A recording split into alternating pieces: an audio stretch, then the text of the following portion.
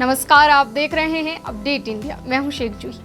आज के दौर में जब हर इंसान अपनी मेहनत की कमाई को बैंक में सबसे सुरक्षित मानता है, तब अगर कोई बैंक अचानक से पैसे निकालने से मना कर दे या सेवाएं बंद कर दे तो सोचिए लोगों के दिलों पर क्या गुजरती होगी।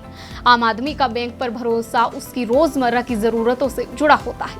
बच्चों की फीस भरनी हो, इलाज कराना हो या किसी भी सिचुएशन में पैसों की जरूरत पड़े, बैंक ही एक सहारा होता है। ऐसे में अगर बैंक खुद ही गड़बड़ कर बैठे तो लोगों का डरना वाजिब है।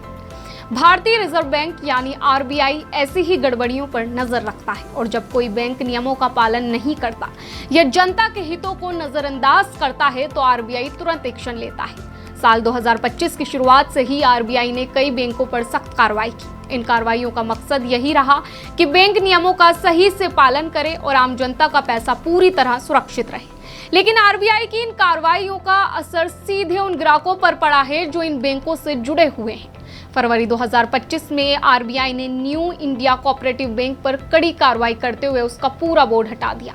ये कदम 122 करोड़ की गड़बड़ी के कारण उठाया गया। साथ ही बैंक पर नए लोन देने और निकासी को लेकर सख्त पाबंदी लगाई गई। ग्राहकों को केवल 25,000 तक की ही निकासी की अनुमति दी गई, जिससे लोगों को अपने ही पैसे निकालने में काफी परेशानी हुई। कई बुजुर्ग, व्यापारी और आम नागरिक इससे प्रभावित हुए।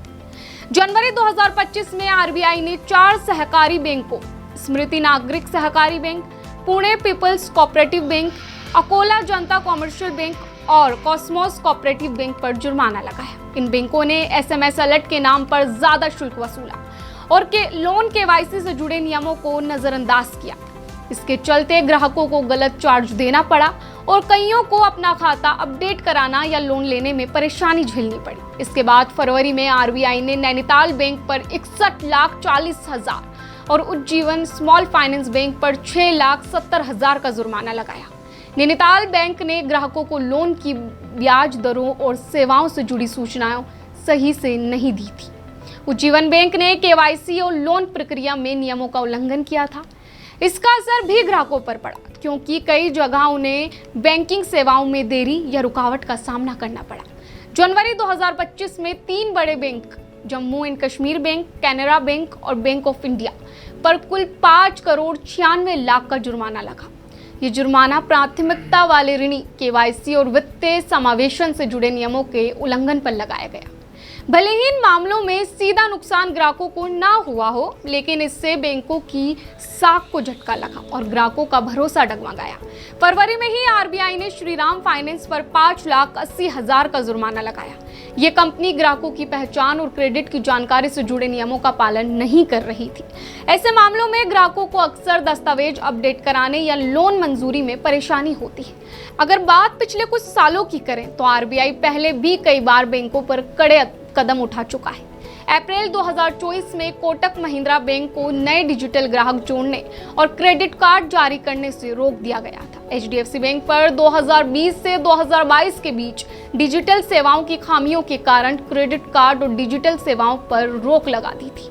अक्टूबर 2023 में बैंक ऑफ बड़ौदा की मोबाइल ऐप पर नए ग्राहक जोड़ने पर रोक लगाई गई। मार्च 2024 में पेटीएम पेमेंट्स बैंक को संचालन बंद करने का आदेश दिया गया, जिससे लाखों ग्राहक प्रभावित हुए। इस तरह जुलाई 2024 में पंजाब नेशनल बैंक पर 1 करोड़ 31 लाख का जुर्माना लगाया गया था। इन सभी कार्रवाइयों से साफ होता है कि आरबीआई बैंकों की गतिविधियों पर सख्त नजर रख रहा है, ताकि देश की बैंकिंग व्यवस्था सुरक्षित बनी रहे। हालांकि जब भी किसी बैंक पर अचानक कार्रवाई होती है तो आम ग्राहक सबसे पहले प्रभावित होता है। कभी पैसे निकालने में परेशानी आती है, कभी डिजिटल सेवाएं बंद हो जाती है, तो कभी खाता ही ब्लॉक हो जाता है।